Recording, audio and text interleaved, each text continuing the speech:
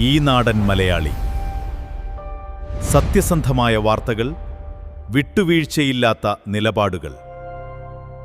അയാൾ സാമ്പത്തിക അഴിമതി ഉന്നയിച്ച് ഇദ്ദേഹത്തെക്കുറിച്ച് പൊതുവേദിയിൽ ആരുടെ പേരിലും കേസ് കൊടുക്കാൻ നോക്കിയിരിക്കും. അയാൾ അതുപോലെ സമ്പത്തുണ്ട്. അപ്പോൾ ഇവിടുത്തെ ഈ വാർഷിക പൊതുയോഗത്തിൽ കണക്കുകളെല്ലാം അവതരിപ്പിച്ചപ്പോൾ ആ കാശ് ഇതിനകത്ത് കാണുന്നില്ല. അവിടുത്തെ ഒരു വരുമാനം കാണുന്നില്ല. അന്ന് തന്നെ ഇയാൾ ശരിക്കും ഭയന്നാണ്, നിലവിളിച്ചുകൊണ്ടാണ് ഇവിടുന്ന് പോയിരിക്കുന്നത്.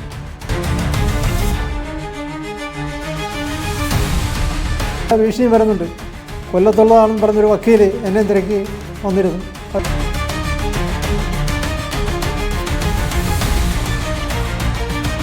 അയാളെന്ന് പറഞ്ഞാൽ അധികാരമോഹിയാണ്.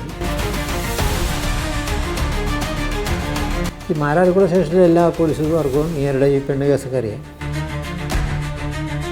അല്ല, ഇദ്ദേഹത്തിൻ്റെ ഭാര്യ ഇപ്പോൾ പറയുന്നത് എന്ത് ഇത് വെച്ചുകൊണ്ടാണ്?